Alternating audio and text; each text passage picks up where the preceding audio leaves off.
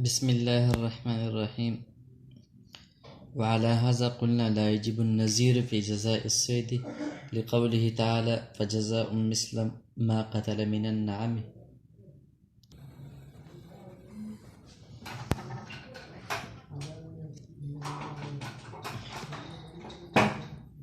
اسی پر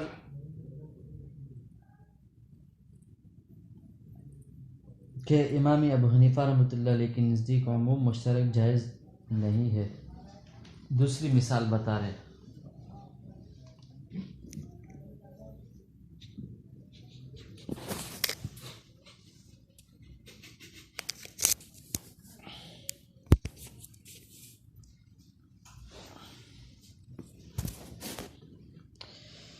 امام ابو حنیفہ رحمۃ اللہ علیہ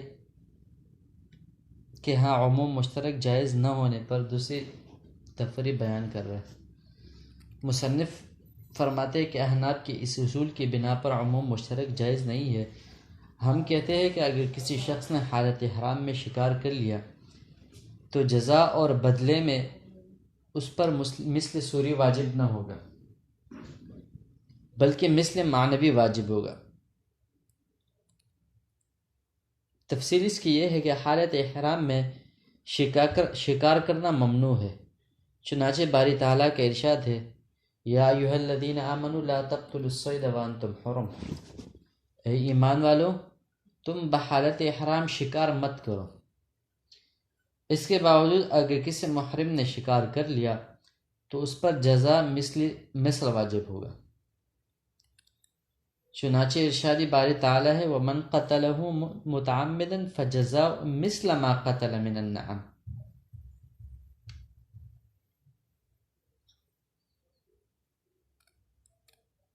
اب حالت احرام میں شکار کرنے سے محرم پر مثل واجب ہوتا ہے.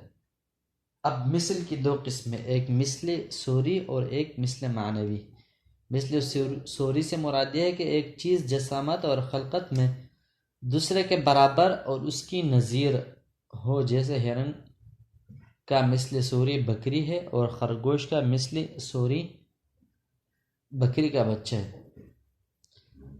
اب دوسرا مثل معنوی. مثل معنوی سے مراد قیمت ہے.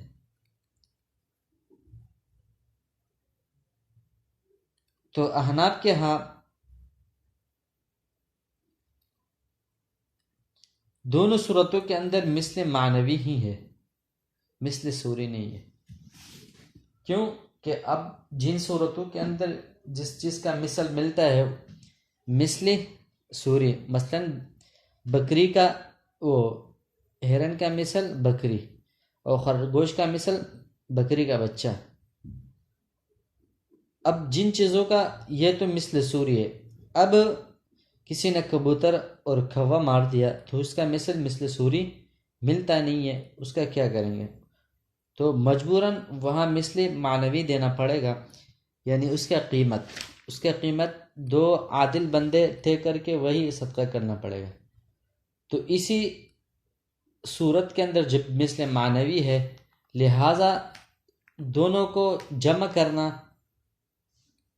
یعنی مثل سوری اور مثل معنوی کا جمع کرنا، اسی سے عموم مشترک لازم آتا ہے.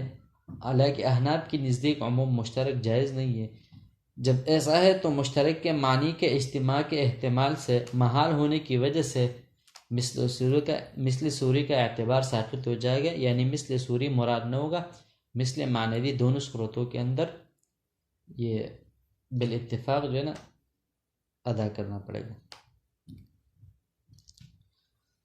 اب آگے جا کر بتا رہے کہ ثم اذا ترجح بعض وجوه المشترک بغالب الرأی یسیر مؤولا. مصنف فرماتے ہیں کہ مشترک کے معنی میں سے اگر ایک معنی کو کسی دلیل ظنی یا خبر واحد یا قیاس یا دوسرے قرائن سے ترجیح دے دی گئی تو وہ مشترک مؤول ہو جائے گا. پس مؤول مشترک ہی کی ایک قسم ہے، یعنی مشترک کی دو قسمیں، مشترک مؤول اور مشترک غیر مؤول. اب مؤول کا حکم یہ ہے کہ اس پر احتمال کے ساتھ عمل کرنا واجب ہوتا ہے.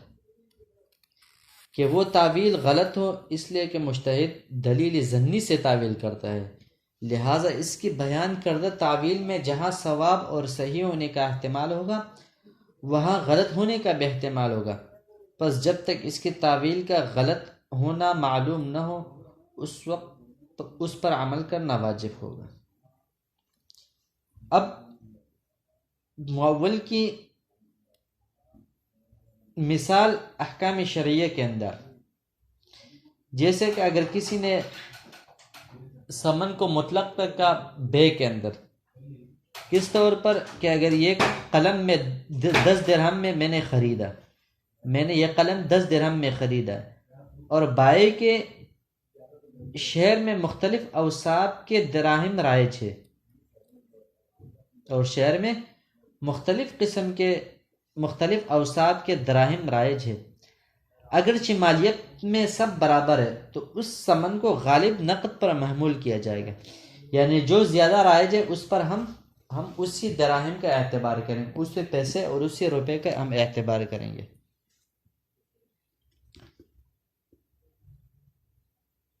یعنی شہر میں جس صفت کے حامل دراہم زیادہ رائج ہوں گے مشتری پر واجب ہوں گے، اور غالبی نقد بلد کا متعین ہونا بطریق تعویل ہے، اس طور پر کہ عقد بے میں ثمن مطلق ہے، اور مطلق جب بولا جاتا ہے تو اس سے اس کا فرد کامل مراد ہوتا ہے، اور فرد کامل وہ ہے جو لوگوں کے درمیان متعارف اور زیادہ رائج ہو۔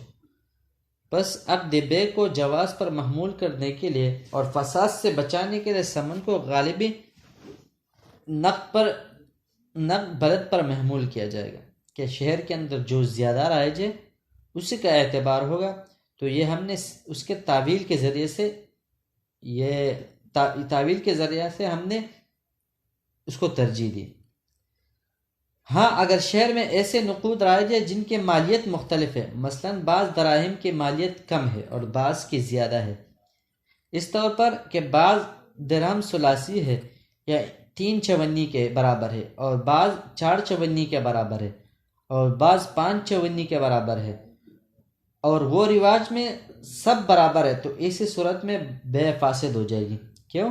عمومی مشترک کے ناجائز ہونے کی وجہ سے، کہ تمام سکوں کو مراد لینا تو محال ہے اور مرجع کوئی موجود نہیں، لہٰذا بے فاسد ہو جائے گی، کیونکہ ہم نے پہلے اس کتاب حکم یہ بتایا تھا کہ احتمال کے ساتھ عمل کرنا واجب ہے، کہ وہ تعویل غلط ہو اس لیے مجتہد دلیل ظنی سے تعویل کرتا ہے۔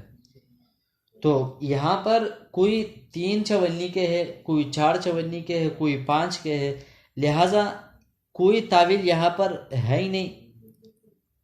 مالیت میں اگرچہ سب برابر ہے لیکن سب کو ایک ساتھ لینا، مراد لینا، یہ محال ہے، مشکل ہے، تو ہم نے کہا کہ یہ کیا ہے، بے فاسد ہو جائے گی ثمن کی ایسی جہالت سے جو مفضی الی النزاع ہے، کیونکہ بائع بول رہا ہو کہ میں نے آپ کو 4 چونی کا بولا تھا، اور مشتری کہہ رہے تھے کہ میں نے آپ کو 3 چونی والا دراہم کا بولا تھا، یا بائع کہہ رہے تھے کہ میں نے آپ کو 5 چونی والا کا بولا تھا، اور مشتری کیا گیا کہ میں نے آپ کو 4 چونی، تو دونوں کے آپس میں جھگڑا ہونے کی وجہ سے اس بے کو ہم کیا کریں گے، فاسد قرار دیں گے۔ فاسد قرار دینے کی وجہ سے لہٰذا یہ جو ہے نا بے فاسد ہو جائے گی، کیونکہ وہ جھگڑے کے فسادات ہے، لہٰذا یا اس بے کو فاسد قرار دیں گے۔ اب آگے جا کے مصنف فرماتے ہیں کہ والمطلقات یتربصن بانفسهن ثلاثة قروء، کہ ہم نے ماقبل میں بولا تھا کہ حیض سے مراد کیا ہے، احناف کے ہاں حیض، قروء کو حیض پر محمول کرنا تھا، اور شوافی کے ہاں کس پہ محمول کیا تھا، طہر پہ محمول کیا، تو وہ بھی تحویل کے ذریعے سے۔ اور اس طرح حتی تنکح زوجا غیر میں لفظ نکاح کو وطی پر محمول کیا تھا احناف نے، تو وہ بھی تعویل کے ذریعے سے کیا تھا۔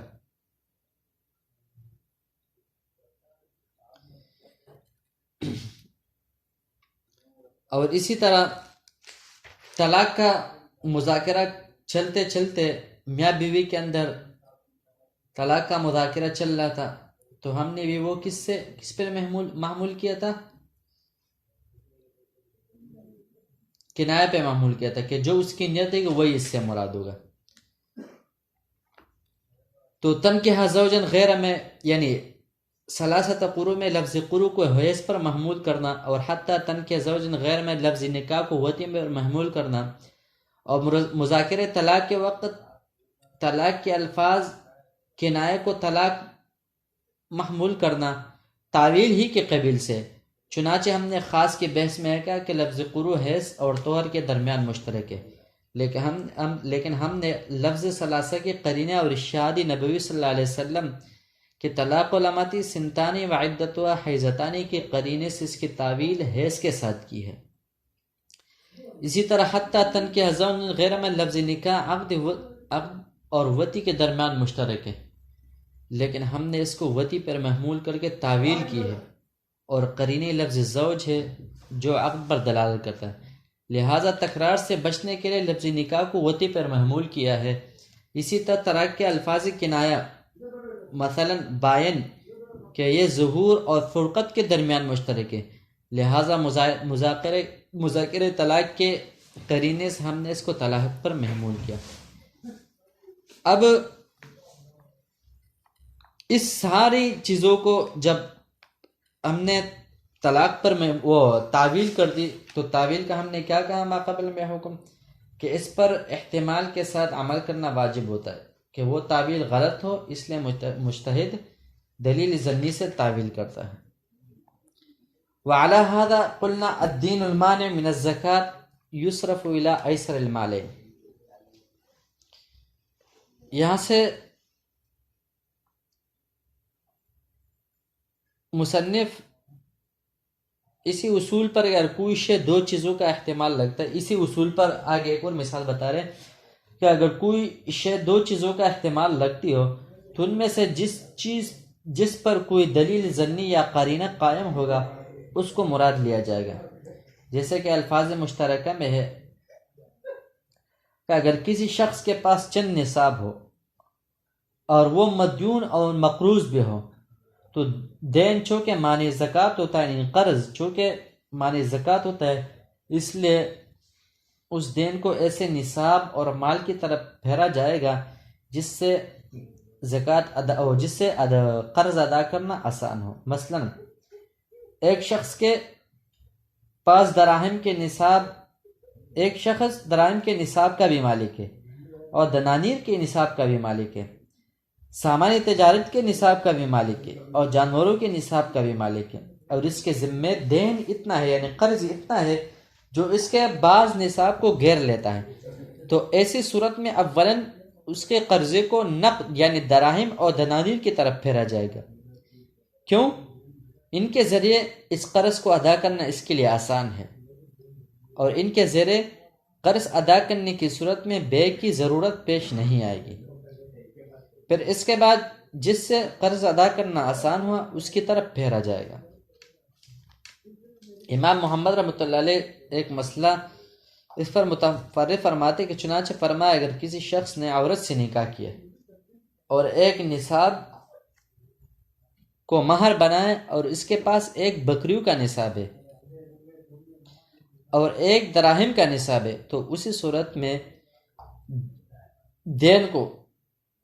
دینی مہر یعنی اس کے اوپر عورت کی طرف جو مہر قرض ہے وہ ہم دراہم کی طرف پھیریں گے. کیوں؟ کیونکہ بکریوں کی بنسبت دراہم سے اس کا دین یعنی ادائی مہر کو ادا کرنا زیادہ آسان ہے، حتیٰ کہ اگر ان دونوں نصابوں پر سال گزر گیا تو امام محمد کے نزدیک بکریوں کے نصاب میں زکوٰۃ واجب ہو جائے گی، اور دراہم کے نصاب چونکہ اس کے اوپر عورت کا جو مہر ہے وہ اس کے اوپر قرض ہے، اس کے ملک نکل گیا، لہٰذا اس پر زکوٰۃ واجب نہیں ہوئی. تو امام محمد نے اس پر یہ مسئلہ تفریق کیا کہ دین کی صورت کے اندر جس سے اس کا دین ادا کرنا آسان ہوگا وہی ہم ادا کریں گے اور دوسرے والے پر زکوٰۃ کو واجب کریں گے. الترجمہ وعلى هذا قلنا لا يجب النظير في جزاء السيد لقوله تعالى فجزاء مثل ما قتل من النعم لأن المثل، اس لیے کہ مثل یہاں مشترک ہے مثل سوری کے اندر اور مثل معنوی کے اندر. وهو القیمت، مثل معنوی وہ قیمت ہے یعنی وہ پیسے ادا کرنا. وقد اريد المثل من حيث المعنى، یہاں سے مثل اسی معنی کے اعتبار کرتے ہوئے ہم نے مراد لیا اسی آیت بہذا النص، اس آیات سے. فی قتل الحمام والعصفور، کبوتر اور چھڑیا کے قتل کرنے میں. ونحوہما، اور ان جیسے دونوں کے برابر. بالاتفاق، جیسا کوا کسی نے مارا، فلا یرا یا چھین مارا، فلا یراد مثل من حیث صورت، تو یہاں مثل سوری اس سے مراد نہیں ہوں گے. اذا لا عموم للمشترک، وجہ کہ احناف کے ہاں عموم مشترک جائز نہیں ہے، یعنی ایک معنی کا ایک چیز کے جو نا کئی معنی مراد لینا، یہ احناف کے نزدیک یہ جائز نہیں ہے. اصلا فیسقط اعتبار صورت الاستحال الجمع، لہذا جب اصل صورت یعنی ختم ہو جائے گی تو وہ اس کا یعنی جمع کر، یعنی ایک چیز کا آپ مثل بھی لے کر آؤ، وہ مثل سوری بھی لے کر آؤ اور قیمت بھی لے کر آؤ، تو یہ اس طرح کرنا یہ محال ہوتا ہے، جمع نہیں کر سکتے. ثم اذا ترجح بعض وجوہ المشترک، جب آپ نے ترجیح دی مشترک کے بعض وجوہ کو بغالب الرائے، غالب رائے گئے، یسیر مؤولا، تو یہ مؤول ہو جائے گا. وہ حکم المؤولی، اور مؤول کا حکم ہے کہ وجوب العمل به مع احتمال الخطا، کہ اس پر عمل کرنا تو واجب ہے کس کے، یعنی خطا کے احتمال کے ساتھ. وجہ کہ مجتہد جو دلیل دیتا ہے وہ دلیل ظنی دیتا ہے کہ وہ کبھی صحیح بھی ہو سکتا ہے غلط بھی ہو سکتا ہے، اب دونوں کا احتمال ہے. ومثال فی الحکمیات، اور اس کی مثال حکمیات کے اندر، یعنی حکمیات سے مطلب قرآن کریم کے وہ آیات کے اندر. اذا ما قلنا اذا اطلق الثمن فی البیع، جب کسی نے بیع کے اندر ثمن کو مطلق رکھا. وکان علی غالب نقد البلد، تو وہ جو شہر کے اندر جو غالب یعنی جو رائج ہوگا وہی اسی کا اعتبار کیا جائے. وذلك بطریق التاویل، یہ تعویل کے طریقے پر ہوگا. وَلَوْ كَانَتِ النُّقُودُ مُخْتَلِفَةً فَسَدَ الْبَيْعُ، نقود جب اس کے اندر مختلف ہو یعنی پیسے رائج مختلف رائج ہو تو بے فاسد ہو جائے گی.